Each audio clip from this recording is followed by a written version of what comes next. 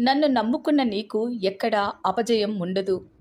ఈ ప్రపంచం మొత్తం నీకు విరోధిగా ఉన్నా సరే, నేను నీ పక్కనే ఉంటాను. నిన్ను ఓడించిన వారు ఎవరైనా సరే, చివరికి నిన్ను గెలిపించేది నేను మాత్రమే.